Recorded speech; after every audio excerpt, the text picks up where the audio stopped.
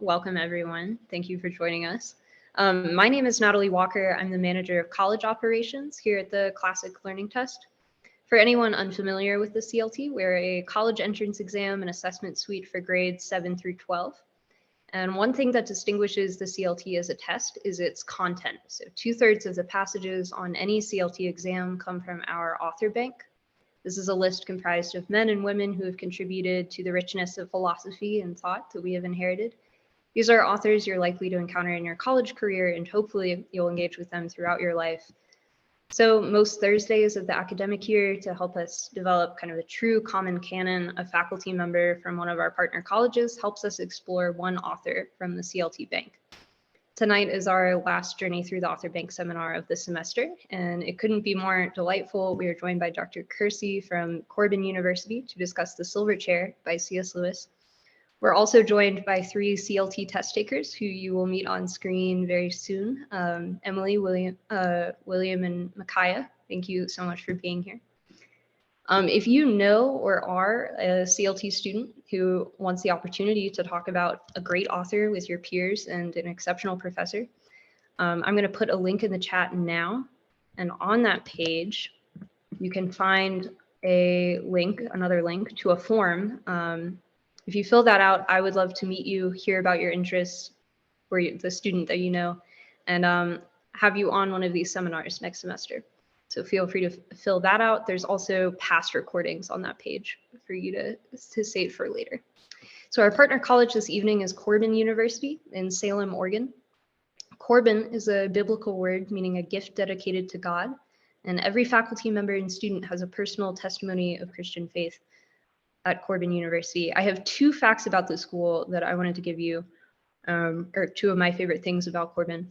So one is they have been recognized by the Arbor Day Foundation as an official tree campus. They have an impressive number of species of trees. They have 2 sequoias on campus that have a circumference of more than 20 feet. And they have one particular Douglas fir that is nearly 300 years old. And then my second fact is that Corban's humanities department offers, it sounds like talking to Dr. Kersey, like a number of classes just on C.S. Lewis. So I just like the vision of a student reading C.S. Lewis for class, maybe under a tree that's like older than the country. And I thought you all might like that too. Dr. Kent Kersey earned his PhD in theology and philosophy at Southwestern Theological Seminary in Fort Worth, Texas. And he adds that diplomas, just like flags from Texas, are bigger than diplomas from other states. Dr. Kersey came to Corban University in 2002 as campus pastor and professor of theology. He has served a number of different roles throughout the years. He currently teaches undergraduate classes, teaches at Corban's Extension campus in the medium security prison in Salem, and oversees the chapel program at Corban. Dr. Kersey has loved teaching a class called Theology of Narnia at Corban for a number of years. He enjoys traveling with his wife, spending time with extended family, and exploring the world of photography and videography. Thank you so much for joining us, Dr. Kersey. Glad that you're here, and the screen is yours. Thanks so much. Sweet, awesome. Well, thank you guys for having me. I'm excited. I have I put some stuff together. Not sure how long it will go, so we'll just sort of walk through it. And so for me, the Silver Chair is definitely it. As I read through the Chronicles of Narnia a number of times, this one never really stood out until recently, and I started looking through it a little bit more in detail of what's going on, and have come to really appreciate this book for a number of reasons. And so what I want to do this evening is I've got a plan here. It's always good to have some sort of plan. So just some introductory type ideas, some background information, the basic plot of what's happening. And then I'd like to dig into 3 of the chapters to look at this idea specifically of what does it mean to know certain things and how do we know certain things? And then want to talk a little bit about one of the sermons that Lewis gave called Transposition, and then we'll do a little bit of concluding. But before we jump into it, I want to think a little bit about a thought experiment. And if you've ever taken any sort of philosophy before, you may have come across this idea of the brain in the vat. And basically this is a thought experiment that makes you sort of think, right? And what if, and it's always, philosophy always has this what if, because your brain is essentially electronic little impulses that move around. And so when you see like a pin in front of you, your eyes are taking that in, and then it sends certain signals to your brain. And then within your brain, it's these certain sort of electronic little things that are happening. I sound very scientific, don't I?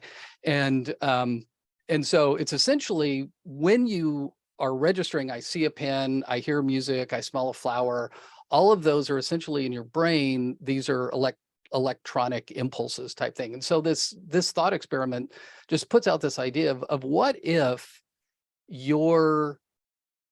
what if, let's say, a scientist has taken a brain, sticks it in a vat and sticks electrodes into it, and it is just making you think that you're actually seeing things and smelling things and hearing things, when in fact you are only a brain in a vat. Okay, that sort of makes sense how that thought experiment goes? And it usually, students at this time are ready to leave class because they're frustrated in this stupid thought experiment. And because I mean, you guys can dig in, like, and essentially sort of the point of the thing of the question is how can you be sure that you are not a brain in a vat? You guys have any ideas on that? Or maybe you are a brain in a vat. I don't know.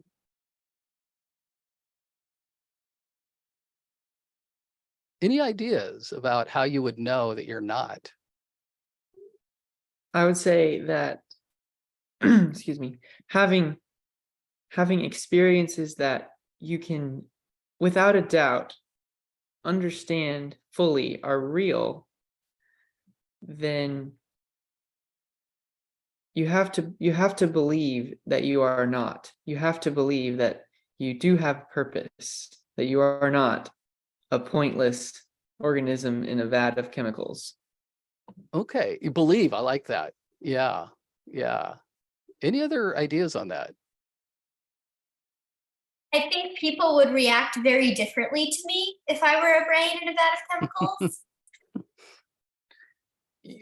And you might have an easier to pronounce name too if you were just brain in a vat. I don't know. Yeah, yeah. And so the whole point of this experiment really is because when you start sort of your mind goes down this thought experiment, there's a certain level where you sort of get to the point of saying, I don't know, maybe I am a brain in a vat. How do I really know? Because my experience, if I were a brain in a vat, would be very much like what I'm experiencing now.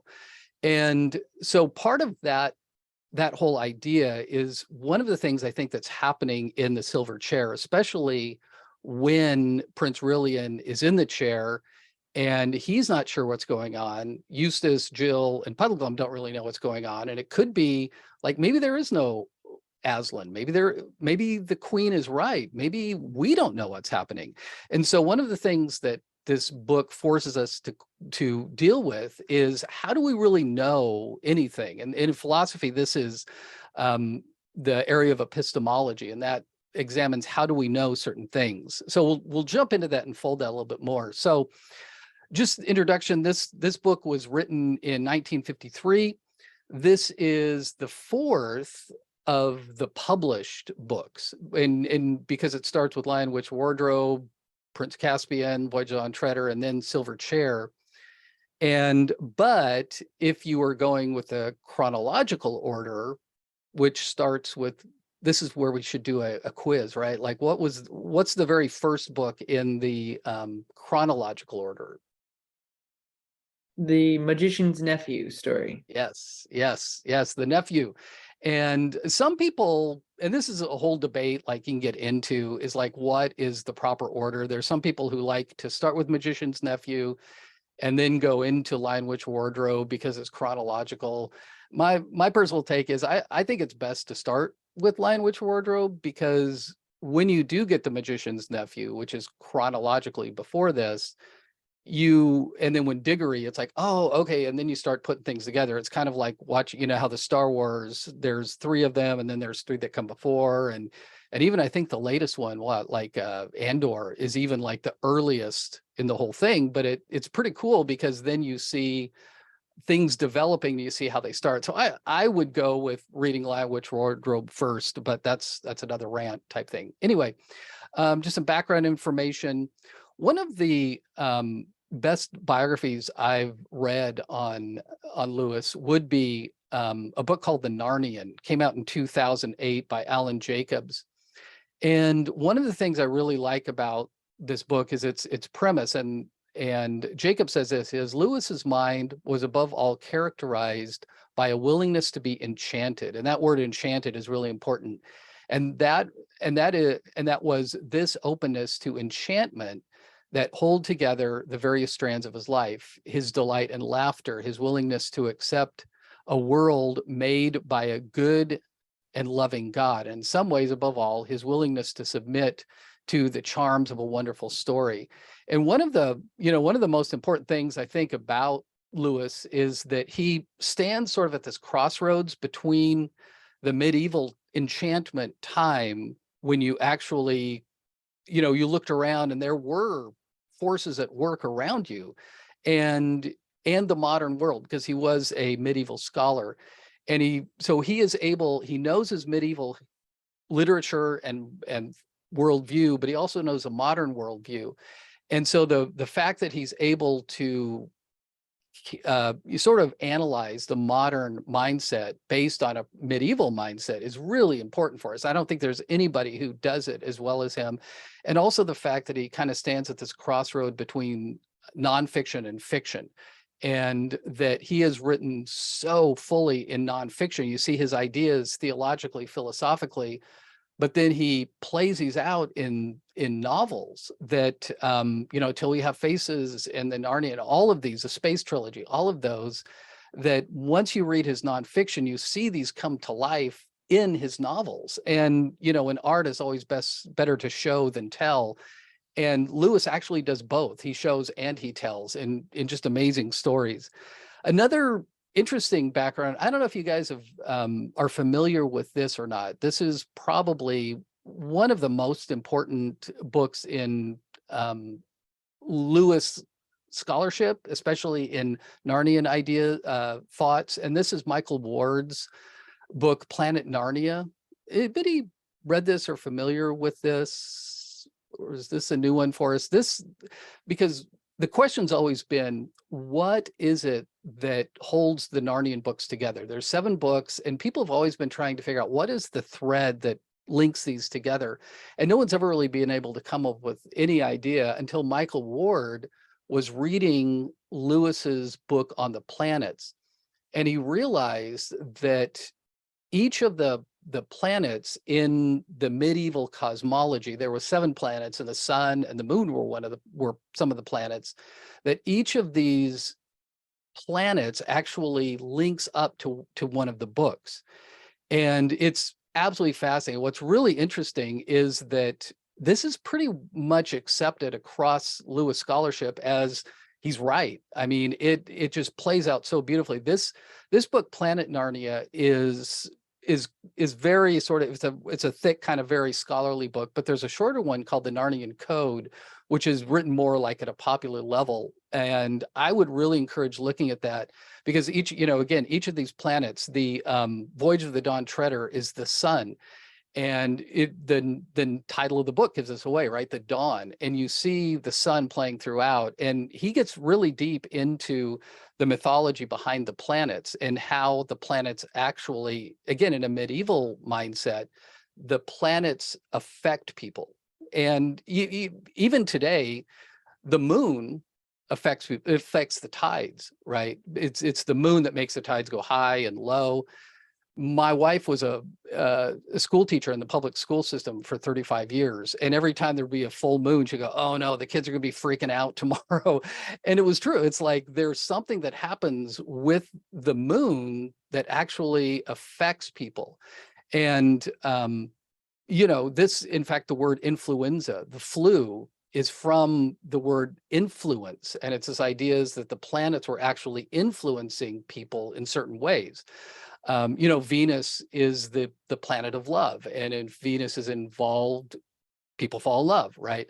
And so this specific book, The Silver Chair, I think more than any other links up to this planet because it is the moon book.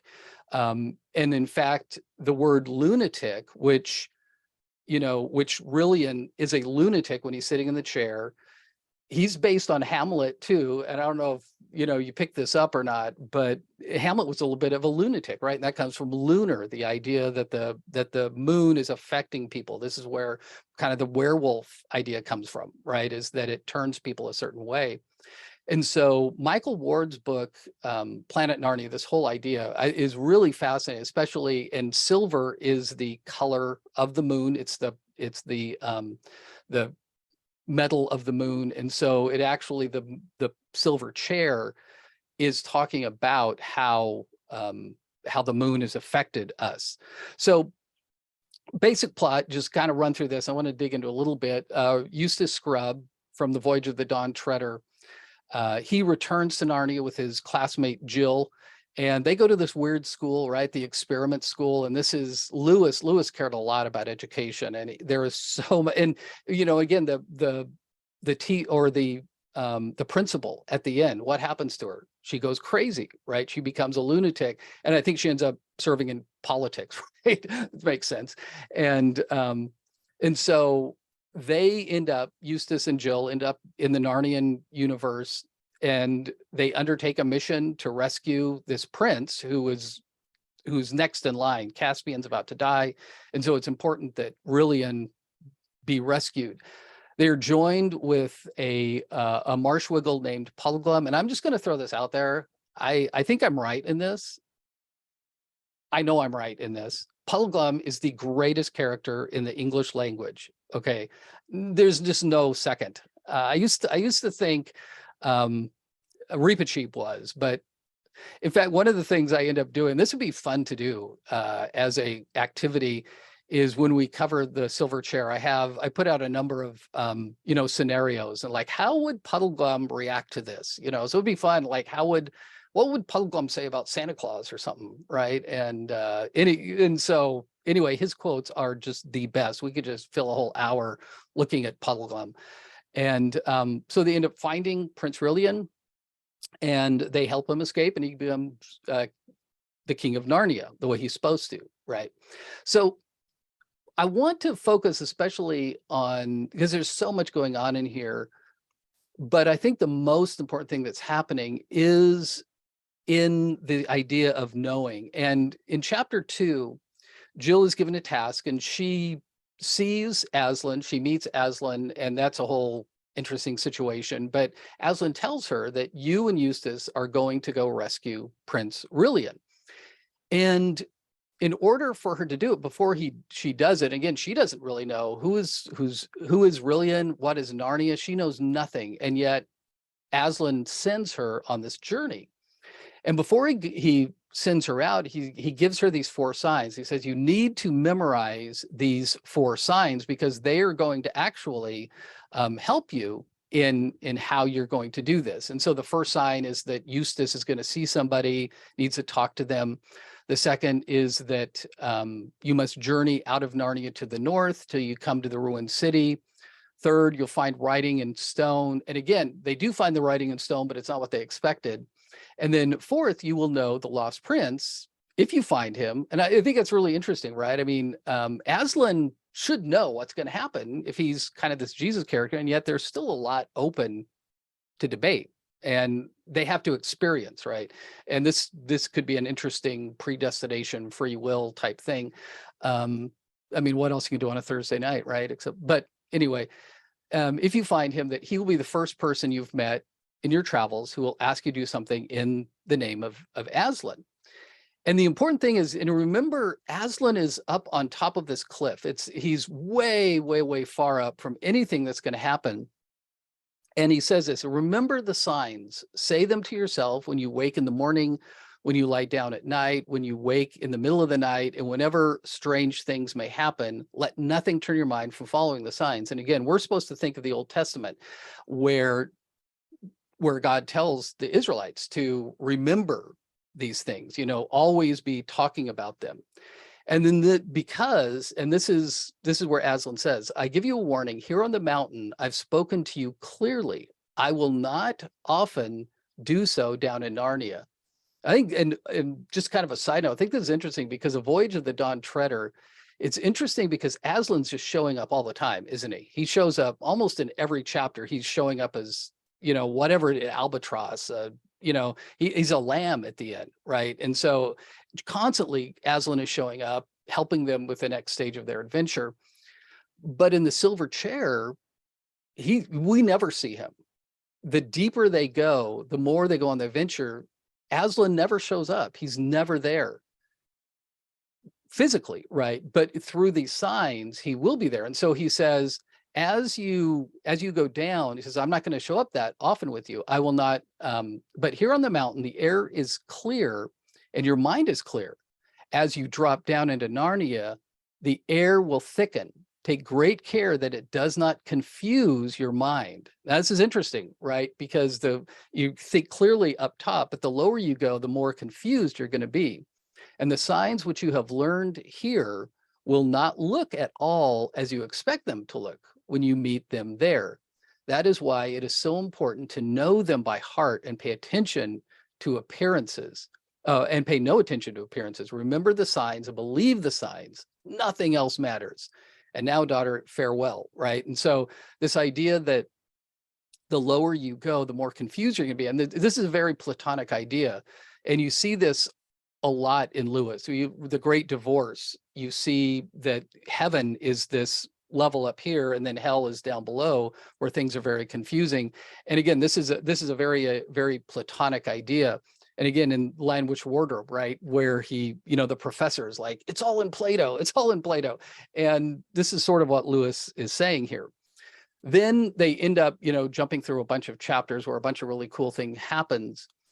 They end up they find Rillian, and they find out that he is actually, he's taken captive, and he kind of talks in a weird way. He doesn't really seem to know what's going on. And then he says, you must understand, friends, that I know nothing of who I was and whence I came into this dark world. I remember no time when I was not dwelling, as of now, at the courts of this queen. But my thought is that she saved me. And so she has told him these things that seem to make sense to him. And we find out and he says, what's going to happen is you guys be careful, because in a little bit, I'm going to go out of my mind, basically, and I'm going to have these kind of a fit take over me, and I'm going to be out of control. And that's why they tie me up in the chair. And whatever happens, don't let me out of the chair. Don't do what I'm asking you to do. And so he sits down, he's tied up in the chair. Eustace, Jill, and Puddleglum are watching what's happening. And he just has this transformation where he changes everything. And he says, enchantments, enchantments, the heavy, tangled, cold, clammy web of evil magic, buried alive, dragged down under the earth. Again, here's this imagery of higher and lower. How many years has it been, right? I don't even remember how long it's been. And so he is encouraging, or he's asking them, cut my cords, let me out, let me out. And they're confused. Again, this theme of confusion, because they don't know, should we let him? He seems making sense, but it could be really dangerous. Once and for all, said the prisoner, I adjourn you to set me free by all fears and all loves, by the bright skies of Overland, by the great lion, by Aslan himself, I charge you. And this is the fourth sign, right? They say, because Aslan tells them, you're going to meet somebody who calls on my name. Oh, cried the three travelers, as though they had been hurt. It's the sign. It was the words of the sign. What are we to do? Jill's not really sure. By then, supposing this was a real sign, maybe it is. They had muffed the three already, so they'd already messed up a number of times. What should we do? Do you mean you, or, oh, if only we knew, said Jill. I think we do, said Puddleglum. Do you mean you think everything will come right if we do untie him, said Scrub. I don't know about that, said Puddleglum. You see, Aslan didn't tell pole what would happen. He only told her what to do. That fellow will be the death of us once he's up. This is Puddleglum's. Again, I don't know if he's a optimistic pessimist or a pessimistic optimist. I don't know which one he is, maybe a little both. The fellow will be the death of us once he's up. I shouldn't wonder. But that doesn't let us off following the sign. So we have to do it. We don't know what the result's going to be, but we just have to do the right thing. Then in chapter 12, the queen comes in. She's very upset with what's happening. She sees what's happening. And we're reminded of this idea that the lower they get, the more confused things are going to be. And so she starts talking and they're very confused. Prince Rilian shivered as she spoke to him. And no wonder, it is not easy to throw off in half an hour an enchantment which has made one a slave for 10 years. So he is enchanted under the spell and doesn't quite know how to deal with it. The queen puts strange things in the fire. You remember the scene where she puts this stuff in the fire and the smoke is coming. And all through the conversation which followed, that smell grew stronger and filled the room and made it what? Harder to think, right? Again, this confusion that's happening. And she's playing this kind of mandolin thing, but the less you note and the sound is going on, the less you noticed it, the more it got into your brain and your blood and also made it hard to think, right? So what's happening here is that they don't know reality. They don't know what is true and what's false, and makes them doubt things, right? Like, is there an overland? What is overland? I don't know. She says, well, you just made it up. And then it's like, well, that's where the sun is. And she says, well, what's the sun? And they say, well, it's kind of like this light here. And she says, well, how do you know that you're not just thinking up this? You see a light and you're just making up the sun. Maybe there is no sun. And they talk about Aslan. And she says, what's Aslan? Well, he's a lion. What's a lion? Well, it's like a cat, but it's bigger, right? And she's like, well, maybe there is no lions. Maybe you're just totally imagining that there is this thing called a lion. Okay, and then they start thinking, well, I don't know, maybe she's right. Maybe there is no overland. Maybe there is no Aslan. And then we see Puddleglum. Again, he is so awesome. But Puddleglum desperately gathered all his strength, walked over to the fire. Then he did a very brave thing. He knew it wouldn't hurt him quite as much as it would hurt a human, for his feet were webbed and hard and like a duck's. But he knew it would hurt him badly enough, and so it did. With his bare foot, he stamped on the fire, grinding a large part of it into ashes and the flat earth. And then three things happened. First of all, the queen, this smell, all of a sudden, I love this. The smell of the stuff she put in grew less. Though the whole fire had not been put out, a good bit had, and what remained smelled very largely of burnt marshwiggle. If only we had burnt marshwiggle to break us out of our enchantments, right? You could probably market that, and it would be kind of amazing. And it's not that enchanting of a smell. It probably doesn't smell good. And then secondly, the witch gets very upset. And then thirdly, all of a sudden, this is really interesting, the pain itself made Puddleglum's head for a moment perfectly clear, and he knew exactly what he really thought, right? And again, you notice what's happening throughout this idea is that people don't know the right thing. Is Rilian good or bad? Is there a sun? Is there not a sun? Is there an Aslan? Is not an Aslan? They're just very confused. But something in the act of putting that fire out made him start to think clearly. There is nothing like a good shock of pain for dissolving certain kinds of magic. And this goes back to sort of the problem of pain that Lewis talks about, that you think clearly in pain. All of a sudden, pain makes you understand things in a different way. And this is the greatest ever. One word, ma'am. One word. All you've been saying is quite right. I shouldn't wonder. I'm a chap who always liked to know the worst and then put the best face on it. So I won't deny any of what you said, but there's one thing more to be said. Even so, suppose we have only dreamed or made up all those things, trees and grass and sun and moon and stars and Aslan himself. Suppose we have, then all I can say is that in that case, the made up things seem a good deal more important than the real ones. And this talks a little bit about the power of desire that he talks about, like in Weight of Glory. Suppose this black pit of a kingdom of yours is the only world. Well, it strikes me as a pretty poor one.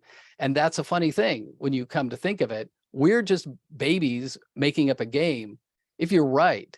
But 4 babies playing a game can make a play world which licks your real world hollow. That's why I'm going to stand by the play world. I'm on Aslan's side, even if there isn't any Aslan to lead it. I'm going to live like a Narnian as I can, even if there isn't any Narnia. So thanking you kindly for your supper. If these 2 gentlemen and the young lady are ready, we're leaving your court at once, setting out in the dark to spend our lives looking for overland. Not that our lives will be very long, I shouldn't think, but that's a small loss if the world's as dull a place as you say. So it's very powerful, because what he's saying is this desire of where I want to go is much more important than what you were trying to tell me. And so in transposition, and this is a fairly complicated idea, but really what he's saying is that, transposition, if you're a musician, you can transpose a song in G to A or B flat or something, right? You're just changing along. But what he's talking about transposition is that you can also transpose like a higher reality. Like if you have a whole orchestra playing Beethoven's Fifth or something, you just imagine how glorious that is with all the instruments. And is that you can also transpose that into a lower form. You can just play that on one piano, right? You can take that tune and you can play it on a piano, and it's the same song, but it's less rich, right? It's just not as full as you would have from a full orchestra. And so one thing Lewis is talking about is that transposition has to do with a higher reality being transposed into a lower reality. And what he says is that you would never know if you just had a piano, you could never really understand what a full orchestra would be like, right? If you only grown up with a piano, you can't imagine what the French horns and the violins on that would be like. And he says, in kind of what the world of modernity has made is that we are in a lower reality, and you're trying to understand a higher reality from where you are, and you never can do it. And he calls this like transposition from below, trying to think from below to a higher reality. And this is what you see happening when people say, there's a God, and they'll say, well, no, you're just, what is God? Well, he's like a father, a really great father. It's like, well, you're just taking a father and you're pretending, you're making up an idea of God. And so he says, you can never go from below to above, but he says, if you go from above, then you can start understanding things from above, and then you can see how those are transposed to a lower reality. And one of the important things that he's saying here is that you really must not, and I thought I put this quote on here, but I didn't, but he's saying you should never try to understand a higher reality from a lower reality, such as, one of the questions, and this is one of the things that always sort of bothered me, is that theologically, I taught Pilgrim's Progress for a long time, and I love Pilgrim's Progress. I probably read it, twice a year for like 15 years. But the thing that really bothered me was at the very end, you see ignorance and Christian, they're marching together, and Christian has assurance that he's right, but ignorance thinks he's right too, right? And we know that ignorance has delusion. He doesn't really know.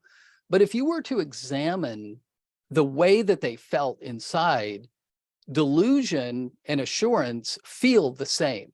That kind of makes sense. It's kind of like if you are, if you have butterflies in your stomach, or you feel this certain sense, like you can go on a roller coaster and that makes you really excited inside. It makes you feel a certain way.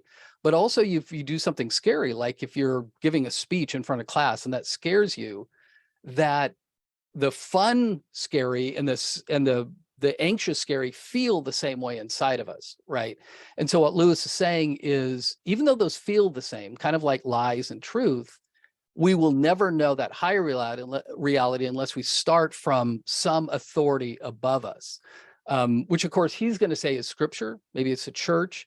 And this goes back to like when Anselm, again, Middle Ages, said, I believe in order to understand, that faith precedes understanding. You have to start with something true, and then you try and figure out what is true, rather than doing like what Descartes did, where he starts inwardly, like, what do I think? What am I feeling inside? and then you try to discover a higher reality from inside of yourself. And so really what Lewis is saying, and I think what he's showing in this, is that in order to know anything true, you don't start from inside. You have to start from above. You have to start from authority of Scripture, the church, something above us. And so I think that's one of the main things he's saying. And I think he's also saying, if you go on a travel, always take a marshwiggle with you, right? That's probably the most important part of this. Yes, so this is that is kind of my thoughts there. Yeah, so questions, comments, jokes? So I had a question, Dr. Kiersey, Yeah. on the chapter 12, I think it was. You were talking about how the theme of the book was they were struggling against confusion. So maybe you could describe the queen as the lady of confusion, as the antagonist, where the people trying to seek the truth are fighting not against other people, but against confusion itself. Yeah, yeah. In fact, because the first time they meet her, they're confused, right? They don't really know, because she's on the horse and he's on the horse, right, with the knight or the armor, and they're like, that was weird. That guy didn't talk. Who was that in there? And even because even that first encounter, they don't really know what's going on. They don't know who she is. They don't know who he is. And I think you're absolutely right. Yeah, I think it is that force that is the main antagonist there, right? I think Lewis is also saying something about, again, the education process that he saw in England at the time. The problem was it wasn't getting clarity. It was, they would let the bullies run the school. Nobody was learning anything. It was just chaos, basically. Yeah, I think you're right. So I find it interesting that when Aurelian is in the underworld and he does not know what happened to him, he also does not know who he is.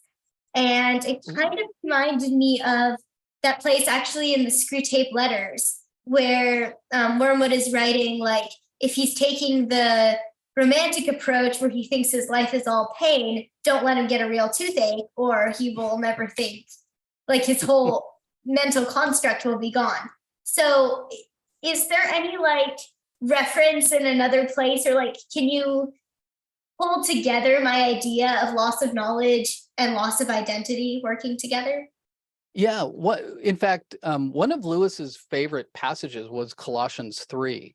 And Colossians 3 talks about, don't set yourself, or don't set your mind on things below, but set your mind on things above, right? And again, it's this idea that Christ is in heaven right now with the Father. That is real. And that's also very, and I might get in trouble for this, but that's sort of a Platonic idea that, Christ is the ideal above us. And it says in there in Colossians 3:3, which I think, and this was also one of Lewis's favorite passages, is that you have died and your life is hidden with Christ in God. And so the idea is that if you want to know your true identity, don't look inwardly. And this is one of the issues we have going on in culture today, is that people are trying to figure out their identity, right? Am I male? Am I female? What's my sexual, and you start to look inwardly to try and figure out who you are. But what Paul is saying in Colossians 3 is that if you want to know who you are, don't look inwardly. You got to look at Jesus Christ. You got to figure out who he is. And it's kind of like if you put, you bury something in the backyard. If you want to know about that, go find that, dig it up and look at it. And I think what he's saying, and I think this is also this up and down, if you want to know what's going on, is that you have to set your mind on things above. Like Aslan is above. And he is the one that as Christians, we would say our identity is no longer ourselves, but it is Jesus Christ, even though we still have individual personalities. But I think you're absolutely right. I think identity is the key idea there. Yeah. And this kind of in my mind to something else, but like that the whole time where Puddleglum says, like, if our construct of what the world is with Aslan and the sun, etc., it's better than your world, so I will keep believing it. I feel like that kind of contradicts what he said in Screwtape Letters about that whole thing about the tooth. So what's the, like, what, I know there is a difference, but in this scene, what is the difference between idealistic illusion and actual faith? Yeah, and that's a tricky thing about Screwtape Letters, right? Because they're lies, but they are true, right? And so that it's so tricky because it's Satan talking, and so he's always lying, but sometimes there's truth, and so it's really hard to do that. But I think the idea is, and again, in Weight of Glory, he talks about the power of joy, of the thing that you're looking for, of that thing that's out there, and that somehow God puts desire in the world in order for us to go. The reason you get hungry is because God designed your body in such a way that it would, if you didn't continually feed it, you would get in trouble. But the only reason you're going to feed it is because you're hungry. The only reason you take a drink is because you're thirsty. And God builds this desire into the world. And I think there's a similarity to what Puddleglum does, and then what he's doing in Weight of Glory is saying that God has given us a desire for himself. This is maybe what John Calvin talks about, the sensus divinitatis, that we have a sense of sight, we have a sense of smell, but God designed people originally with a sense of God too, the sensus divinitatis, which is the way that we understand God, and that we're always looking for something to look at or hear, but God put this hint inside of us that we have a sense for him as well. And so kind of when you hear, if you see on YouTube these videos where people have like implants in their ears and they hear for the first time. I don't know if you've ever seen those, but it's amazing because all of a sudden it's like, wow, there's sound. And so the sensitive divinitatis, I think this is the desire that he gives us, is that we find God and all of a sudden that sense comes alive, and it's like our hearing has come alive, or we see for the first time. And it's like, oh, this is what I've been looking for, that the Augustine is that our hearts are designed to want God, and it's restless until it finds it in this. So yeah, I think that desire is huge. Yeah. And Satan's always looking to distract that, isn't he? Like, you should desire that, or you should desire this. Yeah.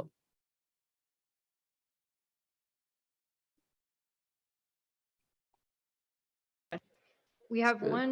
we have a couple questions in the chat, and then I'm hoping we also hear from Emily. And first, I had a question to kind of follow up. It's kind of the opposite of Micaiah's question. So Micaiah was asking about what's the difference between faith and delusion here, really, was like Puddleglum's answer. And then I wanted to ask about Puddleglum's answer for like their world being better and the one he would want to live in. And that vision maybe of faith, and how is that submission to an authority exactly? Is that not another kind of reasoning where you say, well, if I assume this, it works better? Like, how is that faith and not reasoning per se? Yeah. And I think one of the things, like in Mere Christianity, he talks about faith as you once believed something, like you believed it, and then later your emotions lead you to something else. Like if you go, you want to go bungee jumping or something, you do research, you find out actually bungee jumping is 100% safe. It's like nobody ever dies of it, especially this place. They change the ropes every time. I know it is absolutely safe to do it. But you climb up, you're 100 feet up in the sky, and all of a sudden you're looking down, like all of a sudden your emotions take over. And he says, faith is your brain kind of overriding your emotions.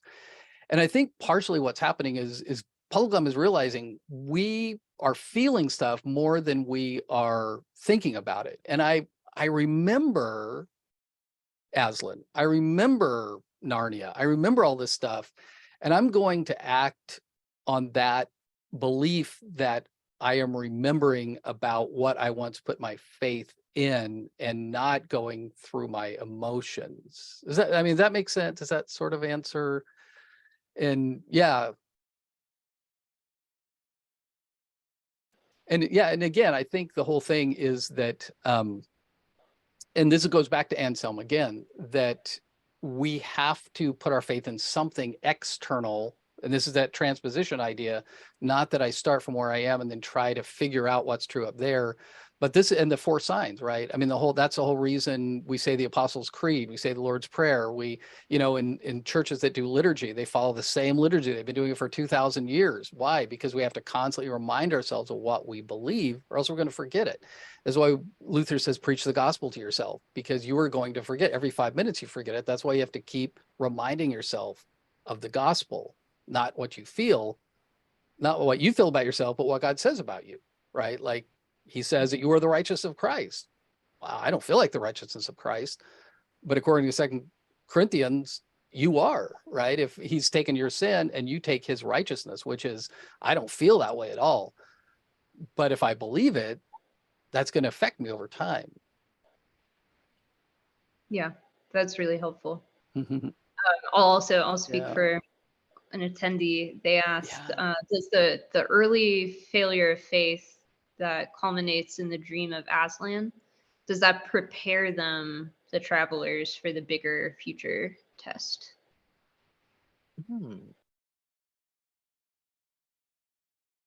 So like their experience of it, is that, you think that's what they're saying? Yeah, I think that seems right. Yeah, I think that I mean, if you don't experience him, one of the favorite Psalms is, is the deer panteth for the water. So, I'm panting for the temple, the worship experience, right? That's because they had that worship experience. They knew what it felt like, they knew what it tasted like, and so they longed for it. And that whole desire that this is what I want. And again, one of the best Screwtape letters, I think it's like 8 in there, where he talks about the troughs and peaks where he's at a trough and Wormwood's excited. It's like, oh, we finally get to, really mess up with him. But Screwtape says, no, you gotta be very careful, because it's actually in the troughs where they experience faith. And, so he says something about how the thing that pleases God most is when there's no sign of God anywhere. You don't feel him, you don't experience him, you're not thinking, you just have zero experience of him, and yet you still believe. And that's what God's looking for, right? And so again, part of that, we have to not feel it, but we have to believe it, right? And a lot of this comes, again, if you think about this whole idea of experience, we have 2 different kinds of experiences. I think this also is a question about, like, when you're worshiping, is worship different from just another music experience? I used to, when I was in college, I actually led worship. You go to these conferences and they say, okay, so when you start off, have an upbeat number, then do a kind of a reflective number. And then if the pastor is going to do something, you need to do this minor chord, really, kind of questioning thing. And I started to wonder, it's like, are we manipulating people with music rather than, is that the Holy Spirit at work? Or if you're just a really talented musician, are you just manipulating people with different kinds of music, right? I think that's a question in here. Are we experiencing things just at an aesthetic level, or is it really God at work? I don't know if that makes sense or not, but.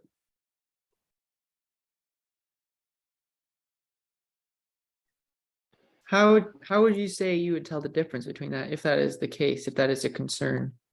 Yeah. And I think that's the big thing, is that, again, I think you have to start with a higher authority. That is Scripture. That is what's been revealed to us. And that is, because worship is, I think a good definition is the rhythm of revelation and response. And you have to ask, what is the revelation here? And that's why I think worship should be very heavy on Scripture rather than heavy on just the feeling of music. And I think God created music. He created happy music, sad music, all that kind of thing. But if you're not responding to some sort of revelation of God, then it's really not much different than, going to, I've been to U2 concerts that it's very emotional. It's like very moving. It's like people are happy and sad, they're crying and they're laughing. It's like music can do that, but in order to have the Holy Spirit works, he kind of works through that agency, but you have to start with what he's revealed to us, either through tradition, through Scripture, that sort of thing. That makes sense? I have one more question in the chat, but I did want to ask if Emily, do you have any questions or thoughts that you wanted to share first? Or Yeah, I was just going to ask about how earlier you were talking about this kind of concept that some people have about us being brains in a vat. And I was just thinking about how when the characters are down in the underworld and when they're going through that exchange with the witch, and other than repeating the signs and having this kind of Puddleglum speech about how, you know, these our worlds and our idea of this world is way better than the world that you are presenting us to be the only true world. I also think that another thing that not just these characters, but also us as humans can do to kind of stay grounded and be aware of the true reality is also knowing the experiences that we have.